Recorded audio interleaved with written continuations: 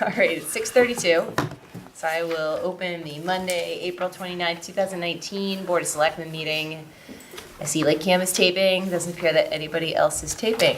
So the first item on our agenda is to discuss the building commissioner's questions regarding the selectmen's response to remove 2 properties on Crooked Lane from Chapter 61A. So Nate, welcome. Thank you.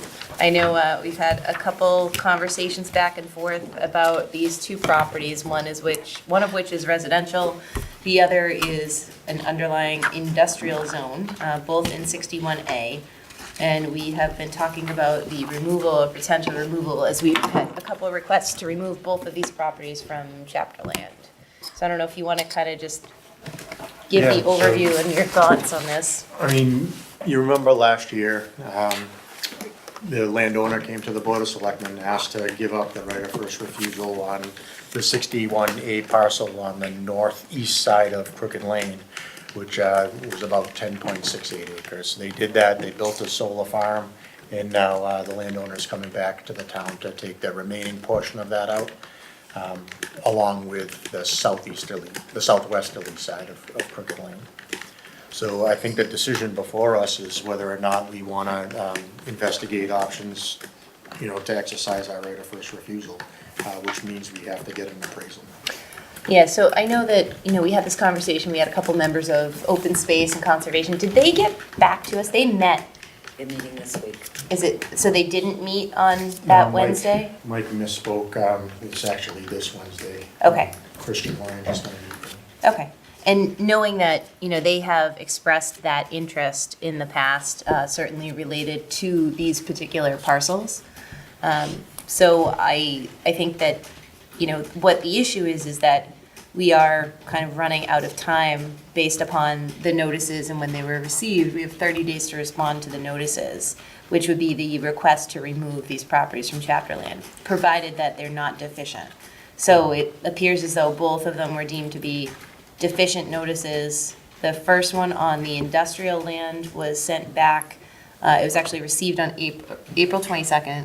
So we have 30 days from that date in order to determine if we are going to exercise our option to purchase the land or potentially to look into purchasing the land, which gives us another 120 days from that point of time to determine if we're able to actually purchase the land. The second one, with the residential side, the property owner was required under the law to give us a copy of the purchase and sale agreement with regard to the residential properties, which they did not do. So we have sent them a notice of deficiency of that request as well. I'm asking. You're asking the board to authorize this. Okay. So this is the letter that we have in front of us right now, which would be to authorize us to send this letter to, again, extend the 30-day period for our response based upon the fact that it was a deficient notice because it didn't contain a purchase and sale agreement with regard to this property. So that's kind of what we have in front of us now.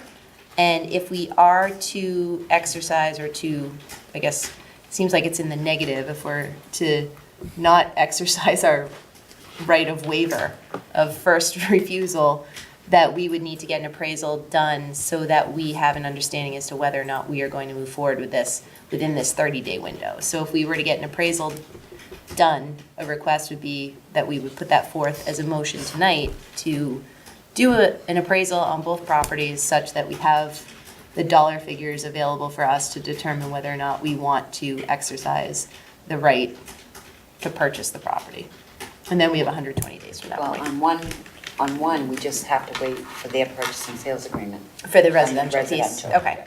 And the other one is to order an appraisal. Now, what if the purchase and sales agreement contains both the land and the building on it? Because that's an issue that I think we would be facing, is that it's really the land that we're interested in. And if this isn't going to be sold as one property, which I also don't understand how that works at the registry side, that we have no basis by which to determine the fair market value of the land itself as opposed to the land with the construction on top of it. I spoke to Christian about that, and he said in the purchase and sales, they're actually separated. And I haven't seen the full purchase and sales, but yeah, the Okay. land value is separate from the. And town improvements. council said it should be broken out of the PNS too. Okay, so that would be on each PNS though there. So would this Each. need to happen each time that one of those parcels, it's a little over 9 acres, right? It's over Each there. one of the parcels, once Will they've have got its a own PNS. PNS and yeah, that will start the clock on that particular parcel. Yeah, they would have to be removed independently.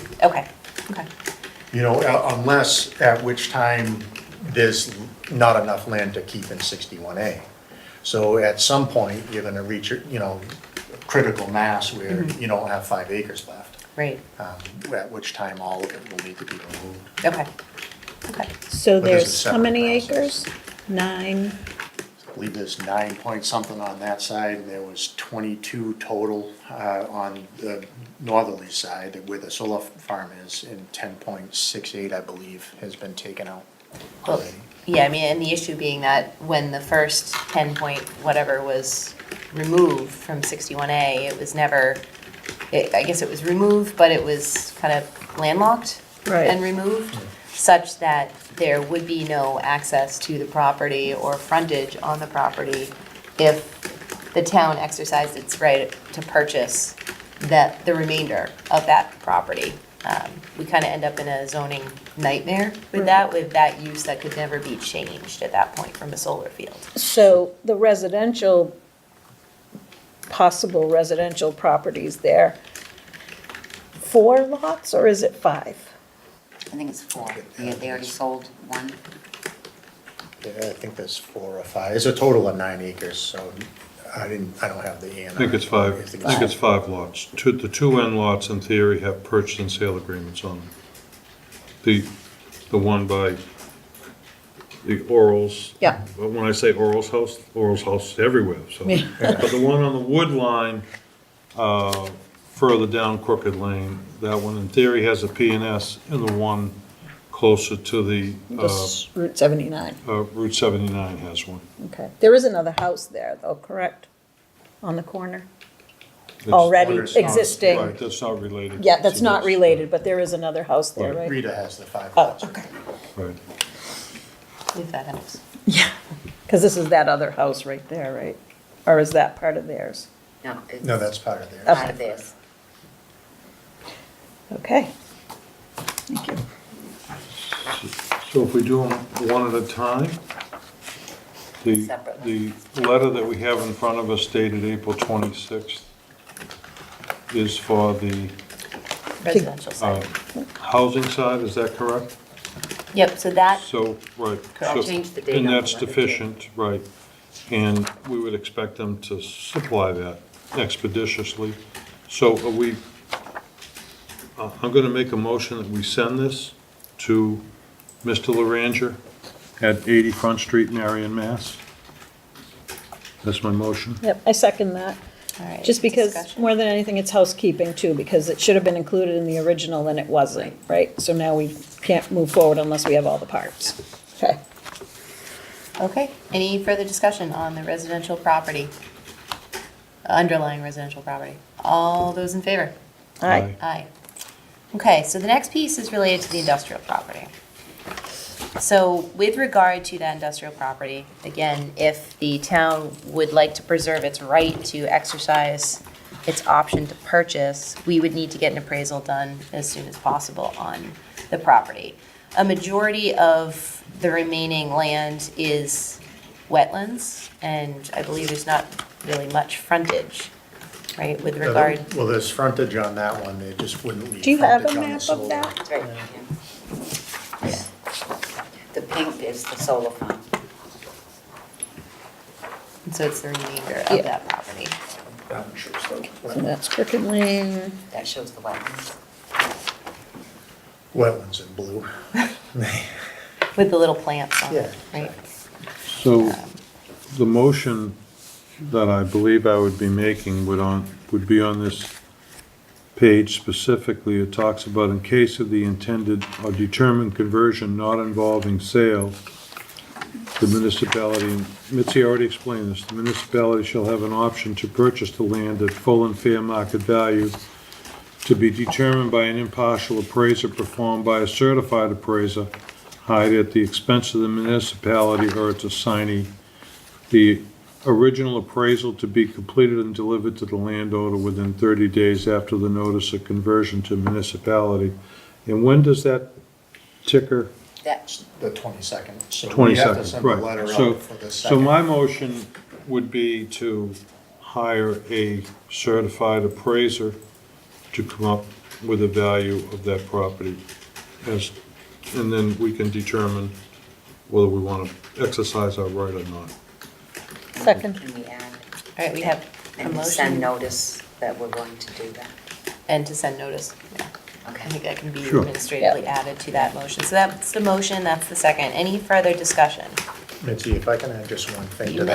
that. I did talk to Christian today, and where he's meeting with Open Space on Wednesday, he has at least entertained a conversation about, on his own, doing, possibly protecting some of that and offering up on the conservation restriction or through another means. I feel like we are having to rush through this again with the 30-day timeline. I think that what I'd like to do before the town spent a lot of money on an appraisal is possibly ask, Craig and Christian if they would, on their own, withdraw their application to change this use. So we had time to have a conversation. I don't mind making the motion, contingent, if that does happen, then I'm okay with stopping the appraisal at that point in time, but I just don't want to lose time. When we only have a 30-day window that's already started, that we're a week into it at this point.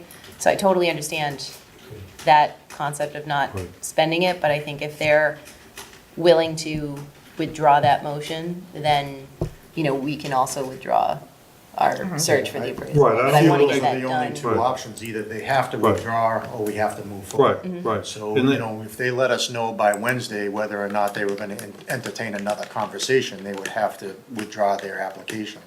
And then we could go ahead and have the conversation about what other things could happen. Yeah. Well, right, but our motion's been made. I mean, we don't have to hire that appraiser tomorrow. Tomorrow, right. And I so, would say that we so I don't should, want to make honestly. it contingent upon anything. And certainly if they withdraw it, certainly have them do it via certified mail, the whole bit, so there's a good record of it all. Right. That's all. So So- we could actually call tomorrow and set up the appraisal and then wait until Wednesday to pull the trigger and see if we can, if Right. he's willing to withdraw. To do Right. that, but Yeah. at least would have someone on board Right. that would be ready to come right out. Right, I'm not saying when to hire the appraiser, just authorize them to do that. All right. And I would hire Claude Giroux, who's done several appraisals for the town.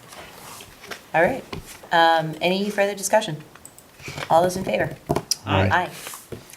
Okay, so, thanks, Nate.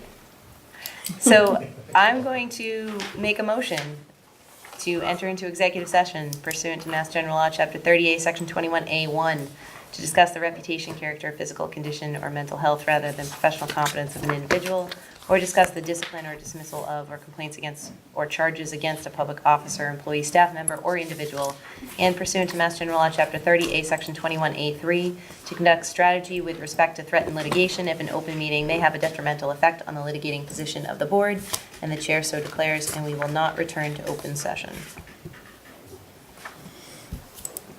I'll second that. Hollenbeck, Aye? Fabian, Aye. Powderly. Aye.